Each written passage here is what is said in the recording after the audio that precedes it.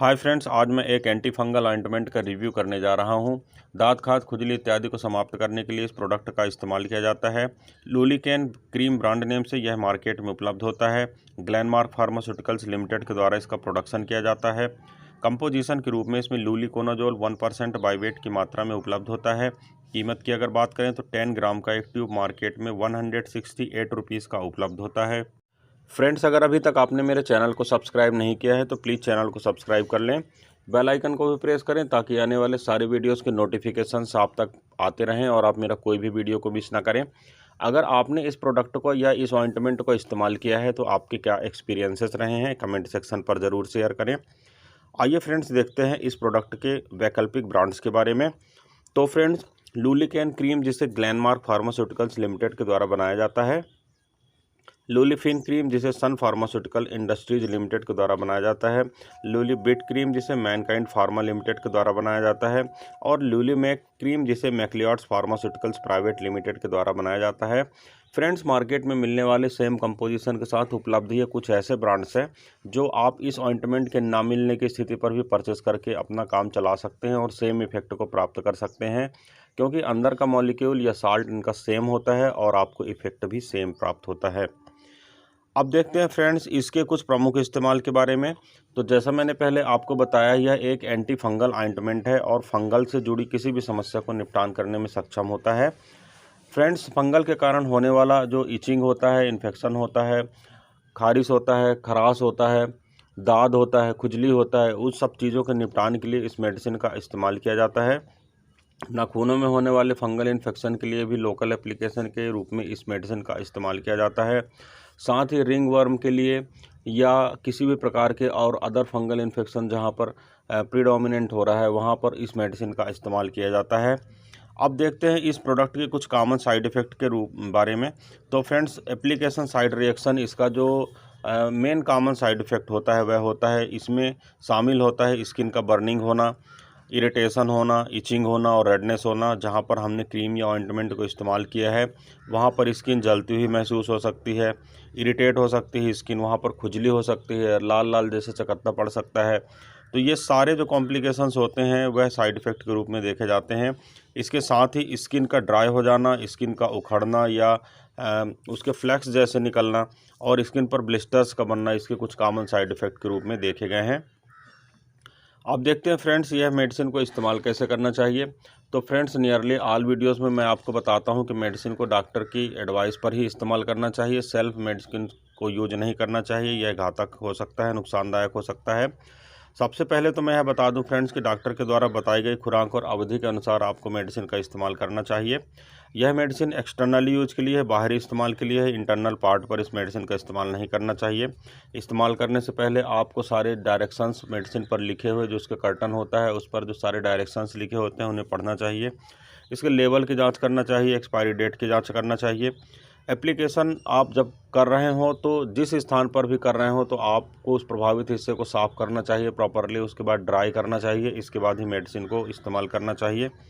अपने हाथों को मेडिसिन को इस्तेमाल करने के पश्चात धो लेना चाहिए, लेकिन अगर आपके हाथ में इन्फेक्शन हो तो फिर उसे रहने देना चाहिए। एक बात और बता देना चाहता हूँ कि फंगल इन्फेक्शन पर, यदि जैसे रिंग वर्म या किसी और इन्फेक्शन पर आप इस मेडिसिन को इस्तेमाल कर रहे हैं तो यह एडवाइजेबल है कि आप गोल सर्कल बनाएं और जिस एरिया तक रिंग वर्म है उससे लगभग 1 सेंटीमीटर या 2 सेंटीमीटर बाहर की एरिया तक में मेडिसिन को अप्लाई करें, ताकि अगर किसी प्रकार का फंगल इन्फेक्शन स्प्रेड हो चुका हो तो वह भी क्लीन आउट हो सके। अब देखते हैं फ्रेंड्स कि यह मेडिसिन काम कैसे करती है। तो फ्रेंड्स, यह एक एंटी फंगल मेडिसिन है, यह तो मैंने पहले आपको बता ही चुका हूँ। यह त्वचा के संक्रमण का इलाज करता है अगर फंगल इन्फेक्शन के कारण वह प्रभावित हो गया है तो।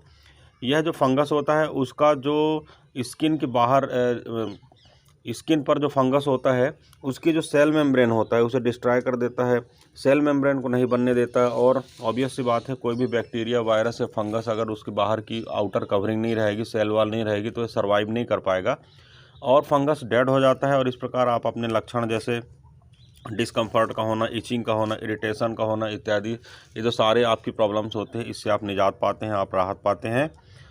अब देखते हैं फ्रेंड्स इसके कुछ और स्पेसिफिक फीचर्स के बारे में। तो फ्रेंड्स, स्किन इन्फेक्शन के लिए इस मेडिसिन का इस्तेमाल किया जाता है। फंगस के कारण होने वाली प्रॉब्लम के लिए मैंने आपको पहले ही बताया है। कुछ कंडीशन में एथलीट्स फूड्स में भी इस मेडिसिन का इस्तेमाल किया जाता है। अगर पैर में आपको फंगस इन्फेक्शन हो गया है या हाथ में हो गया है तो आपको यह सलाह दी जाती है कि आप अपने उस स्थान को ड्राई रखें, तो आपको जल्दी आराम लगेगा। स्पेसिफिक रूप से ऐसे एरिया जो नाखून के संपर्क में रहते हैं, जैसे फिंगर्स हो गए या पैर के नाखून हो गए, ऐसे जगहों में संक्रमण होने के चांस ज़्यादा रहते हैं। इसलिए आपको ऐसी जगहों को सूखा रखना चाहिए और क्लीन करके रखना चाहिए। आपको अपने नाखूनों को छोटा रखना चाहिए और ओपन टोज शूज़ पहनना चाहिए ताकि आपको एयर वगैरह का उसमें डिस्कम्फर्ट ना हो सके। आपको फंगल इन्फेक्शन से बचने के लिए सेपरेट टॉवल वगैरह या जितने भी फोमाइड्स होते हैं उनका सेपरेटली यूज़ करना चाहिए। किसी के टॉवल यूज़ नहीं करना चाहिए, सॉक्स यूज़ नहीं करना चाहिए, शूज़ यूज़ नहीं करना चाहिए। जितने ये सारे फोमाइड्स आर्टिकल होते हैं आपको सेपरेटली ही यूज़ करना चाहिए ताकि किसी दूसरे का इन्फेक्शन आप तक न आ सके। आपको मेडिसिन के सफिशिएंट अमाउंट लगाना चाहिए, ऐसा नहीं कि मेडिसिन की कम मात्रा में लगाएं और फंगल इन्फेक्शन कवर ना हो सके। इसलिए आपको एडवाइस किया जाता है कि 1 इंच का जो सर्कल होता है, जहां पर भी जैसे रिंग वर्म आपको हो रखा है, तो 1 इंच का चारों ओर का सराउंडिंग स्ट्रक्चर आप ज़्यादा मेडिकेशन करें ताकि वह भी स्ट्रक्चर कवर हो जाए, वह भी एरिया कवर हो जाए। आपको इस मेडिसिन को लगाने के बाद लगभग 7 से 10 दिन के बीच में आपको राहत महसूस होती समझ में आती है। आपका पूरा एरिया ड्राई हो जाता है, क्लीन भी हो सकता है, परंतु उसका मतलब यह बिल्कुल नहीं रहता है कि फंगल इन्फेक्शन पूरी तरह से ठीक हो गया है। इसलिए आपको इस मेडिसिन को मिनिमम 20 डेज़ या 30 डेज़ के लिए एडवाइस किया जाता है। कम से कम आपको इस मेडिसिन को 1 महीने तक इस्तेमाल करना चाहिए ताकि यह रिलैप्स ना हो सके। किसी भी कंडीशन में अगर थोड़ा बहुत डिसीज़ भी बचे तो वह कॉम्प्लिकेशन कर सकता है, दोबारा बैक हो सकता है। इसलिए आपको इस मेडिसिन को कम से कम 1 महीने के लिए इस्तेमाल करना चाहिए। अगर आप कुछ समय बाद मेडिसिन लगाने के बाद अच्छा महसूस कर रहे हैं तो भी पूरी तरह से रोग जाने के बाद ही आप मेडिकेशन या डॉक्टर के एडवाइस के बाद ही मेडिसिन आपको बंद करना चाहिए। अगर किसी भी प्रकार का इन्फेक्शन अधिक हो रखा है तो इसके साथ साथ कुछ ओरल मेडिसिन या ओरल कैप्सूल्स वगैरह, एंटी फंगल मेडिसिन वगैरह आपको उपलब्ध कराई जाती हैं। इसके साथ ही पैरेलल इचिंग की मेडिसिन दी जा सकती है अगर कभी कुछ आवश्यकता समझ में आती है डॉक्टर को। तो हालांकि स्टेरॉइड तो इसके लिए कॉन्ट्राइंडिकेटेड रहता है, फंगल इन्फेक्शन स्टेरॉइड देने के बाद बढ़ जाता है, परंतु तुरंत की कंडीशन में थोड़ा सा इसे सबसाइड करने के लिए, सप्रेस करने के लिए अगर डॉक्टर को उचित लगता है तो थोड़ा बहुत स्टेरॉइड आपको दे सकता है कवर करने के लिए। और आप अपने से स्टेरॉइड का सेवन ना करें, यह घातक हो सकता है। मेडिसिन को आपको नाक के अंदर या मुंह के अंदर या आंख के अंदर लगाने से बचना चाहिए और अगर एक्सीडेंटली एक्सपोजर हो जाता है तो आपको तुरंत ही पानी से, ज़्यादा मात्रा में पानी से आपको इसको क्लीन करना चाहिए। और फ्रेंड्स, इस मेडिसिन को अगर रेगुलर यूज़ करने के बाद 3 से 4 सप्ताह अगर आप मेडिसिन को यूज़ कर रहे हैं और अगर आपको किसी भी प्रकार के रिजल्ट प्राप्त नहीं हो रहा है तो आपको मेडिसिन को बंद करके डॉक्टर से परामर्श करना चाहिए। अब फ्रेंड्स देखते हैं इसके कुछ स्पेसिफिक जो सेफ्टी फीचर्स होते हैं उनके बारे में। तो फ्रेंड्स, अगर मैं अल्कोहल की बात करूं तो मेडिसिन के सेवन के दौरान आपको अल्कोहल का इस्तेमाल नहीं करना चाहिए। यह हार्मफुल हो सकता है, लीवर में टॉक्सिसिटी डेवलप कर सकता है। गर्भावस्था और स्तनपान अगर आप करा रहे हैं तो आपको अपने डॉक्टर से इस बारे में उचित परामर्श करना चाहिए। किडनी और लीवर रोग से जुड़ी किसी समस्या का सामना अगर आप कर रहे हैं तो आपको डॉक्टर से परामर्श करने के पश्चात ही मेडिसिन का सेवन करना चाहिए। और अगर आप गर्भावस्था के दौरान हैं तो आप डॉक्टर से परामर्श करें। यह आपके बच्चे को किसी प्रकार से नुकसान पहुंचा सकता है। हालांकि ये सेफ मेडिसिन है, इसके इतने ज़्यादा डाटा उपलब्ध नहीं है, फिर भी एक बार आपको अपने डॉक्टर से परामर्श अवश्य करना चाहिए। और फ्रेंड्स, इस मेडिसिन को रेगुलरली कवर करना चाहिए, परंतु अगर आप रेगुलरली इस मेडिसिन को यूज़ नहीं कर सकते हैं तो आपको सप्ताह में कम से कम 3 दिन के लिए इस मेडिसिन का इस्तेमाल करना चाहिए।